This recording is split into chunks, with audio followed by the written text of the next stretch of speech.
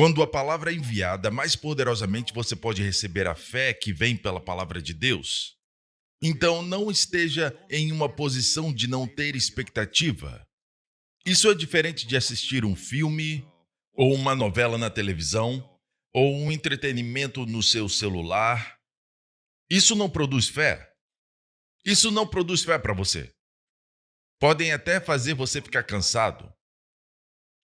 Aqueles que ficam assistindo o dia todo, assistem a série inteira. Isso te cansa, rouba o seu tempo. Mas quando você ouve a palavra, existe um derramar.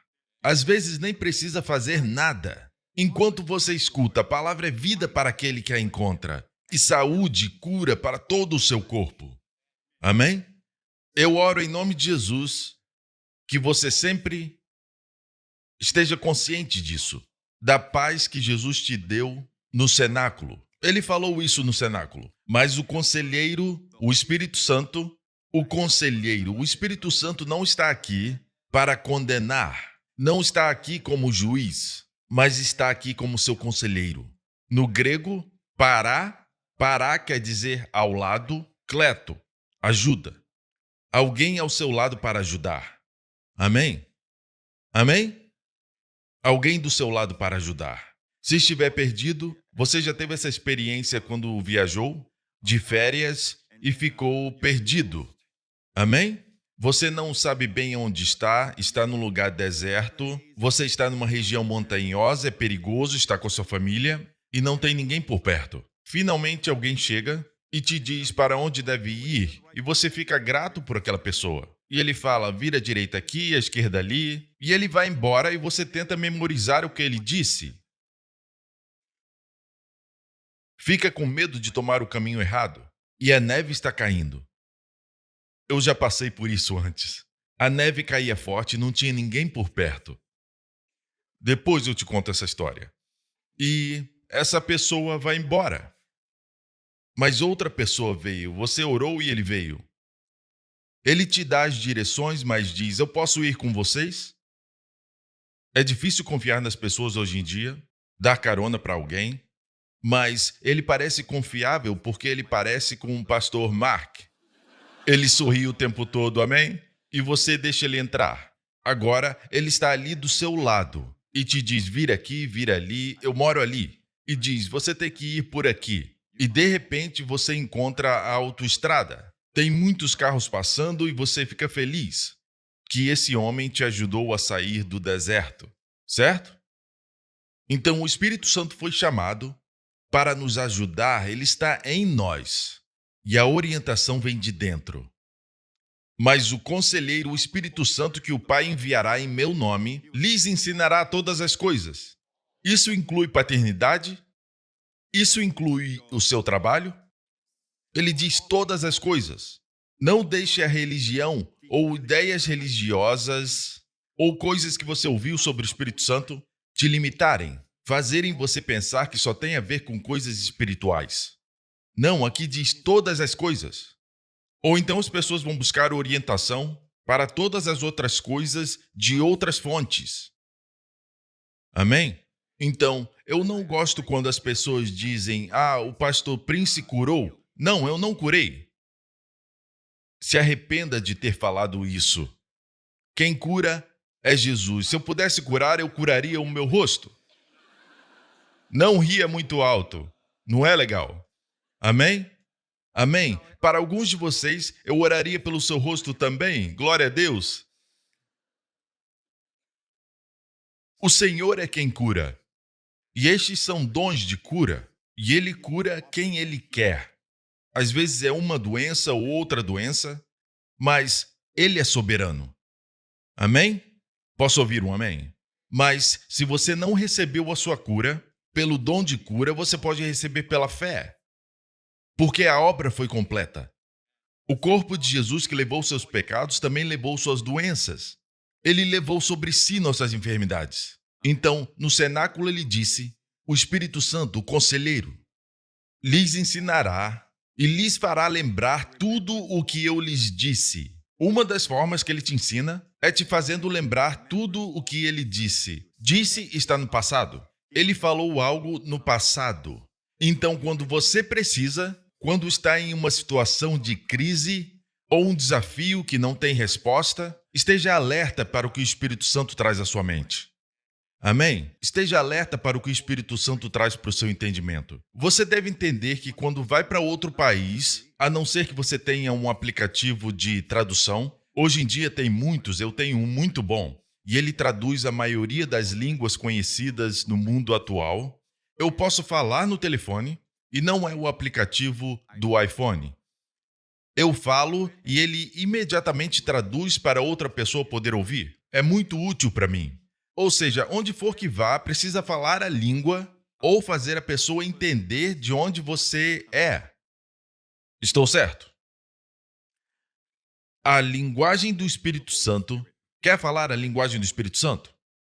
Sim, eu não estou falando sobre falar em línguas. Isso é quando ele fala através de você em uma língua desconhecida. Às vezes em uma língua conhecida, mas é para ministrar ao povo, com interpretação de línguas, mas geralmente é um idioma desconhecido. Sim, existe uma linguagem do Espírito Santo, mas é para você orar. Ela ministra a você, mas a principal linguagem do Espírito Santo são visões e sonhos. Visões e sonhos. No livro de Atos diz, citando Joel, o apóstolo Pedro diz, nos últimos dias derramarei do meu espírito sobre toda a carne. Vossos filhos e vossas filhas profetizarão e vossos velhos sonharão, e os vossos jovens terão visões. Não quer dizer que somente os velhos sonharão, ou que somente os jovens terão visões. Tem gente que diz, porque os velhos dormem muito. Não é verdade. Na verdade, eles dormem menos. Os jovens dormem muito. Ok? A ideia é que tanto jovens quanto velhos vão ter sonhos e visões. É uma expressão. Mas já notou que sonhos e visões são imagens? Sonhos e visões são imagens. Imagens que vêm até você. Mas muitas vezes nós pensamos que visões vão ser visões reais. Um anjo aparecendo no quarto. Ou ver Jesus vindo até mim. Esse tipo de coisa acontece? Sim, mas você não precisa procurar por isso. Se acontecer, aconteceu. Mas se acontecer, você deve passar essa visão pela prova. Seja uma visão ou uma profecia, você sempre tem que testar. A quem isso glorifica? Isso glorifica um homem? Isso glorifica uma outra pessoa? É a primeira prova? Ou glorifica Jesus? Todo o dom do Espírito no cenáculo, em outro momento no cenáculo, Jesus disse sobre o Espírito Santo, ele me glorificará. Ele testemunhará a meu respeito. Ele vai pegar o que é de mim e vai mostrar para vocês. É tudo sobre Jesus. O Espírito Santo não fala de si mesmo. Amém? Ele fala de Jesus. Dá para dizer se a pessoa está cheia do Espírito, ungida pelo Espírito, se ela fala de Jesus e aponta para ele constantemente. Amém? Posso ouvir um amém? Então, quero que você saiba que a linguagem do Espírito Santo são visões e sonhos. E muitas vezes, porque estamos buscando essa visão, não estamos alertas para as visões e imagens mentais que estão chegando enquanto estamos orando em línguas. Não estamos alertas para essas imagens. Quando ora pelo seu filho e está orando no Espírito, o Espírito Santo quer falar com você e muitas vezes ele traz à mente uma imagem, mas você descarta. Amém? Se recebo uma imagem do Justin e ele não está comigo, ele está na escola e eu vejo uma imagem de um acidente, eu não descarto isso, eu falo, eu amarro isso em nome de Jesus. Eu uso a autoridade de Jesus. A propósito, no cenáculo, Jesus também ensinou o seguinte: 2 tipos de oração. Uma, ele diz, e é claro que sabemos que a oração que eles faziam bastante era a oração no Espírito, em línguas. Paulo falou que falava em línguas mais do que todos.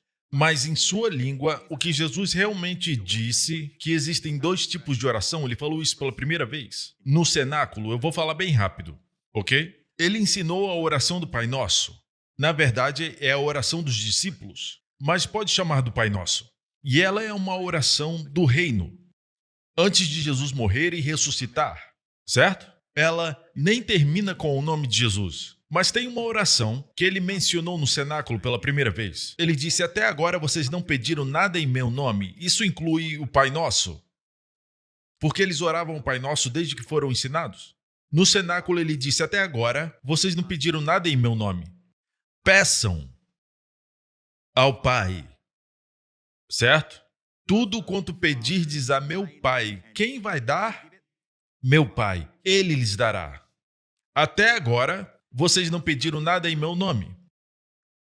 Tudo quanto pedirdes a meu Pai, em meu nome, Ele vô-lo-á de dar. Ok? Quando você pede em nome de Jesus, o Pai não te vê mais. Ele vê Jesus fazendo o pedido. Em meu nome quer dizer que você não fala mais por si mesmo, por seu próprio mérito, mas está na pessoa de Jesus, por seus méritos. Ele merece uma oração respondida? Claro que merece. Amém? Você me entende até aqui? Observe isso aqui. Você pede ao Pai, que é a fonte de toda a bênção, tudo que você pedir ao Pai, Ele vai te dar. Ele vai dar. Mas em outro momento no cenáculo, Jesus Cristo disse: se pedirdes alguma coisa em meu nome, eu o farei. Existe uma diferença aí. Observe que ele não falou tudo que pedirdes ao Pai, Ele vai dar. Mas ele disse: se pedirdes alguma coisa, eu o farei. Esse pedirdes pode ser pedir, pode ser suplicar, mas um estudioso do grego disse assim, que essa palavra pode significar comando ou demanda. Comandar ou demandar. Quando se trata disso, eu acabei de dizer que quando tem um pesadelo ou uma visão de algo no futuro que talvez seja ruim, eu digo: em nome de Jesus, eu amarro isso de acontecer. Em nome de Jesus. Jesus deu à igreja a autoridade, as chaves do reino dos céus. Tudo que ligarem na terra será ligado no céu, e tudo que desligarem na terra desligado no céu. É uma expressão do hebraico. Era uma expressão muito conhecida nos tempos de Jesus. Ligar quer dizer permitir. O céu vai permitir. Tudo que desligar, o céu vai impedir. Nós permitimos muitas coisas. E nós falamos: Deus, faz alguma coisa. E Deus diz: eu autorizei. Eu autorizei. Imagina um guarda de trânsito parado no meio da rua, direcionando o tráfego, e de repente se aproxima uma carreta gigante chegando na direção dele. E ele diz: eu nunca vi um caminhão tão grande. Eu não sei o que fazer. Ele liga no rádio: por favor, me diga o que fazer. E toda vez que vem uma carreta na direção dele, ele chama no rádio e pergunta: o que eu devo fazer? O que devo fazer? Ele vai perder o emprego rapidamente. Eles vão perceber que esse homem não está apto para ser um guarda de trânsito. Certo? Não é sempre pedir. Quando você entende a vontade de Deus, você autoriza. O seu problema não é o seu Pai que está nos céus. Aquele que salva, cura, abençoa. Seu problema é o diabo.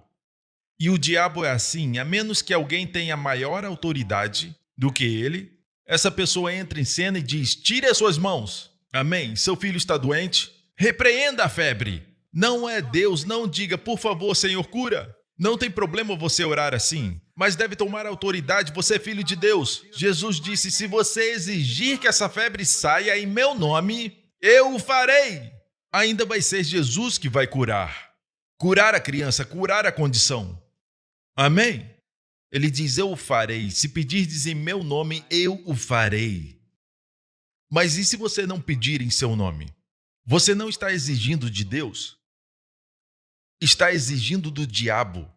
Exigindo da doença? Ou você está exigindo de um desafio que esteja passando, do poder das trevas que está no seu caminho? Você pode exigir. Eu me lembro que algum tempo atrás, eu estava em um shopping center, não vou falar o nome, e enquanto eu caminhava, eu me lembro que, de repente, houve uma comoção. Houve uma enorme e barulhenta,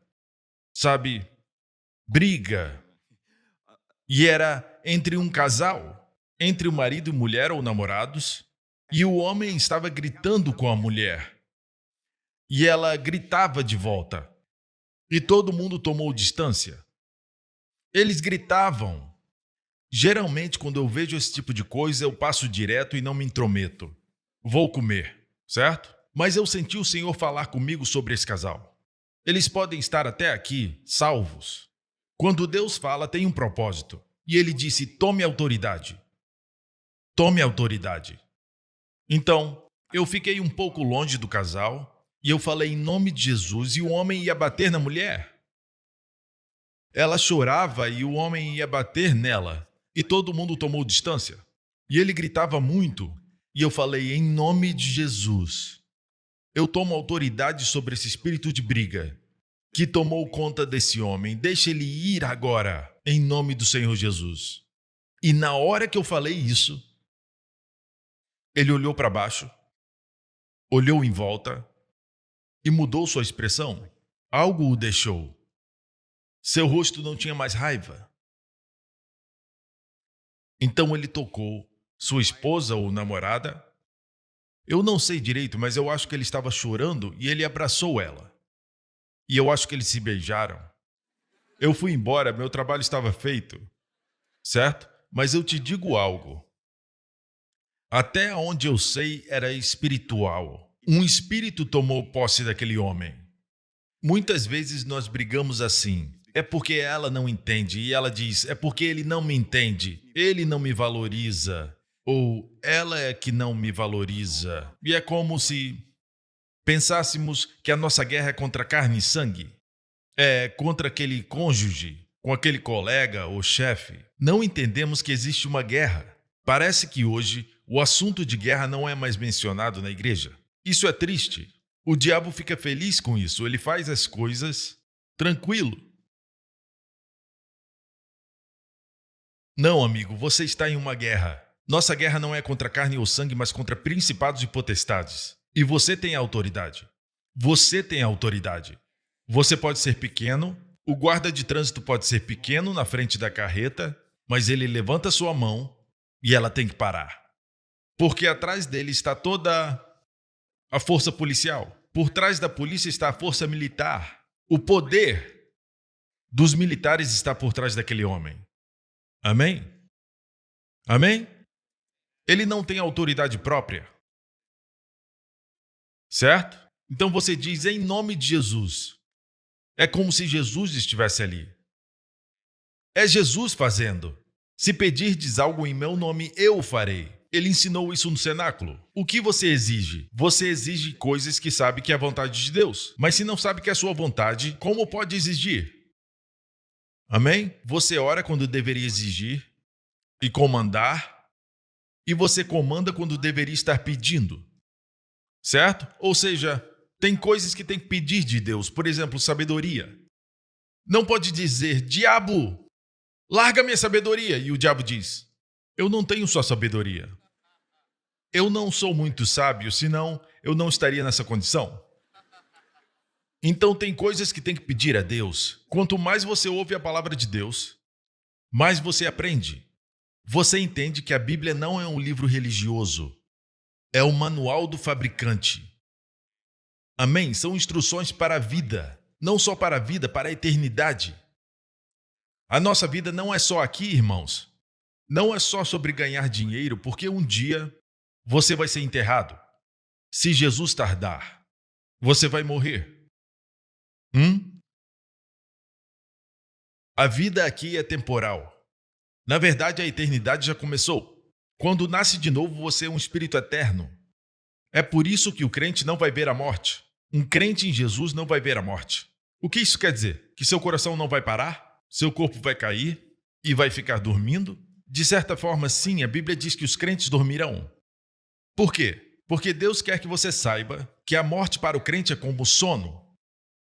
Vai sair desse corpo e a sua parte, que é eterna, deve morar em outro lugar, que é o céu. O incrédulo também deve ir para um lugar eterno, e é a região inferior, a Bíblia diz. Hades, ou inferno. Jesus falou mais sobre o inferno do que qualquer outra pessoa. A pessoa mais amorosa que andou na terra falou mais sobre o inferno do que qualquer um. Hoje em dia existe um ramo do cristianismo que diz que o inferno é um lugar espiritual. Eu te digo que o inferno é um lugar real. Certo? Jesus falou o seguinte sobre o inferno: onde seu verme não morre e o fogo não se apaga. Quer dizer que é literal. Quando usa linguagem figurada, não usa expressões como essa. para confirmar o discurso. É literal. Ok? Todo mundo fica quieto quando eu falo sobre o inferno. Mas alguém tem que falar sobre o inferno. Não, pastor. Sim, irmão. Ele existe. Ok? Jesus disse assim: e lhes fará lembrar, a menos que tenha ouvido a pregação. Talvez você veio à igreja e ouviu uma pregação, algo que eu preguei da última vez, e você é convidado a falar para um grupo de pessoas. E você não está preparado, mas o Espírito Santo fará você lembrar de tudo aquilo que eu disse, seja através de mim, ou através de outro pastor, outro ministro, professor da Bíblia, ou seu líder de grupo, ou outra pessoa. Mas você ouviu de Jesus através daquela pessoa. E no momento certo, o Espírito Santo vai trazer a memória. Amém? Isso quer dizer que o Espírito Santo pode ajudar certas pessoas a não sofrerem de demência, Alzheimer, porque ele restaura a sua memória. O trabalho do diabo é roubar a sua memória. Ele rouba suas memórias. Sim, ele faz isso. Sabe, rapidamente os filhos de Israel estavam no deserto e rapidamente se esqueceram como era a sua vida como escravos no Egito. Quantas vezes esqueceram? Então a memória é importante. Por isso que o povo de Israel tiveram celebrações que terminaram, desapareceram. Mas o povo de Israel, nesse mês, eles celebram a Páscoa. O que é a Páscoa? A Páscoa começou 3.500 anos atrás, onde foi celebrada a primeira Páscoa. Deus falou para o povo de Israel colocar o sangue nos umbrais das portas, o sangue do cordeiro formando a cruz. A Bíblia diz na verga e nas ombreiras, formando a cruz, e deveriam comer o cordeiro dentro de casa. A partir disso, Deus disse: não esqueçam. Quando seus filhos perguntarem por que isso, por que fazer tudo isso, ensine-os, ensine-os. Alguns rituais são importantes porque até hoje, quando outras celebrações são esquecidas, o povo ainda se lembra dos judeus. No mundo inteiro se celebra a Páscoa esse mês. Então devemos manter algumas coisas vivas nas nossas famílias. Nosso aniversário vem todo ano, não importa se celebramos ele ou não.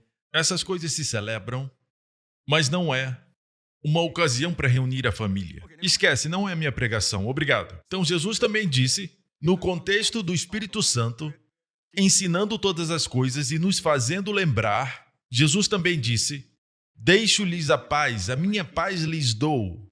Não a dou como o mundo a dá. Como o mundo a dá? Que tipo de paz é essa? É como, depois de um tratamento no spa, uma massagem, um dia no spa, e você fica feliz ali, toca uma música tranquila. Eu não sei qual tipo de música eles tocam no spa, mas de qualquer forma, aquele lugar parece um outro mundo.